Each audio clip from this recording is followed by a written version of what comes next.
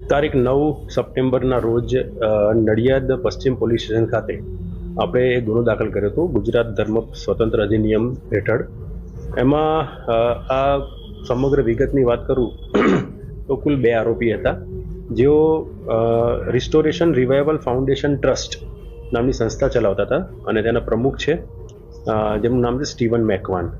તેઓ ગુજરાતના દાહોદ, તાપી, નર્મદા, ભરૂચ, આણંદ તેમજ રાજસ્થાન, મહારાષ્ટ્ર, ઓરિસ્સા, હરિયાણા, પંજાબ અને દિલ્હી વગેરે સ્થળોથી જે અનુસૂચિત જાતિ અને અનુસૂચિત જનજાતિના લોકો છે એને ત્યાં બોલાવી અને કોઈપણ જાતની કાયદેસરની પ્રક્રિયા અનુસર્યા વગર એમનું ખ્રિસ્તી ધર્મમાં ધર્મ પરિવર્તન કરાવતા હતા.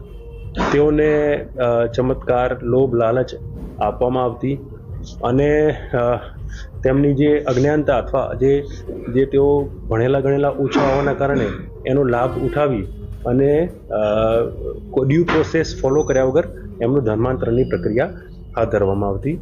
અમે જે જગ્યા પરથી આરોપીના મોબાઈલ અને લેપટોપ એ કબજે કર્યા હતા, જેનું ફોરેન્સિક એનાલિસિસ કર્યા બાદ તેમાંથી કેટલાક વિડીયો અને ફોટોસ પણ મળી આવે છે, કેટલાક ડોક્યુમેન્ટ પણ મળી આવે છે, જેમાં એઓ બેપ્ટિઝમની જે પ્રક્રિયા છે જે ધર્મ પરિવર્તનની પ્રક્રિયા છે એ કરાવતા હોવાનું પણ જાણવા મળ્યું છે.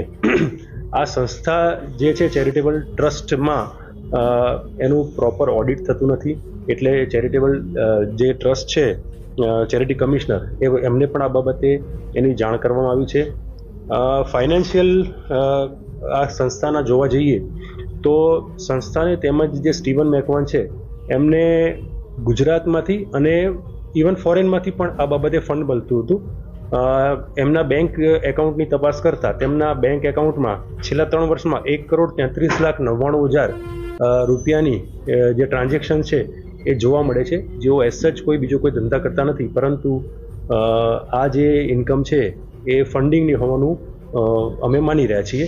આ બાબતની અગાઉ તપાસ કરવામાં આવશે. સર, કેટલા સમયથી આ સ્ટીવન મેકવાન છે તે આ ચલાવી રહ્યા હતા અને કયા રાજ્યોમાંથી વ્યક્તિઓ આવતા હતા, કયા બીજા અન્ય દેશોના મનથી પણ અહીંયા ફંડિંગ થતું હતું? સ્ટીવન મેકવાન એક અહીંયા ઘર ભાડે રાખી અને જે સંસ્થાનું નામ આપ્યું એ સંસ્થાના ચેરમેન ટ્રસ્ટીના હોદ્દાની રૂએ છેલ્લા 3 વર્ષથી આ પ્રવૃત્તિ ચલાવી રહ્યા હતા. અને અગાઉ મેં કહ્યું એમ રાજસ્થાન, મહારાષ્ટ્ર, ઓરિસ્સા, હરિયાણા અને પંજાબ તેમજ દિલ્હીથી અને ગુજરાતના જેટલા પણ ટ્રાયબલ જિલ્લા છે એ વગેરે જગ્યાઓથી લોકો ત્યાં આવતા હતા. ઇવન એવો નેપાળનું કનેક્શન પણ આમાં અમને સામે મળ્યું છે.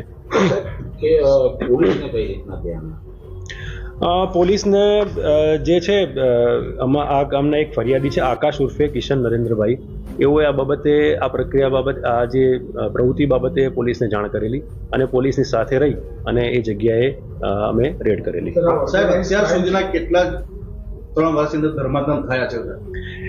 એ આરોપીના રિમાન્ડ અત્યારે ચાલુ છે અને એ ડિટેલ એના જે ફોરેન્સિક અમારી પાસે જે ડેટા મળ્યો છે એમના મોબાઈલમાંથી એમાંથી એ વિગતો ચકાસવામાં આવશે. અન્ય કઈ સંસ્થાઓ એની સાથે એ પણ એની તપાસ ચાલુ છે. સર, ઓર્ગેનાઇઝ ક્રાઇમ હતો એ સાથે બીજા અન્ય કોણ લોકો? હાલ તો અત્યારે 2 લોકો ધ્યાનમાં આવેલા છે, પણ જેટલા લોકોએ ફંડિંગ કર્યું છે અને ડ્યુ પ્રોસેસ ફોલો નથી કરી એ તમામ લોકો આરોપીમાં આવી શકે છે. અત્યારે કેટલા લોકોની ધરપકડ? અત્યારે 1 આરોપીની ધરપકડ થયેલી છે. આ 3 વર્ષની અંદર કુલ કેટલી સંખ્યા બાળકો છે કે મહિલાઓ છે, કેટલી સંખ્યા આશરે છે? ટોટલ અત્યાર સુધી મેં લોકોએ 7 બેચ નું ધર્માંતરણ કર્યું છે. એ વિગતો અમે ફરીથી આપી શકીશું. નડિયાદમાં બીજી કોઈ અન્ય કોઈ સંસ્થાઓ ચાલુ? અન્ય જિલ્લાઓમાં સર કોઈ કનેક્શન? અન્ય જિલ્લાઓના કનેક્શન એટલે મેં આપને કહ્યું એમ અન્ય જિલ્લાઓમાંથી લોકોને અહીંયા બોલાવવામાં આવતા. એટલે બેઝિકલી આ લોકોની પ્રવૃત્તિ આપણા જિલ્લામાં થતી હતી, પણ જે સામે જે લોકોને ધર્માંતરણ કરવામાં આવતું એ ગુજરાતના તમામ જિલ્લામાંથી, ઇવન ભારતના અલગ અલગ રાજ્યોમાંથી પણ આ લોકોને બોલાવવામાં આવતા.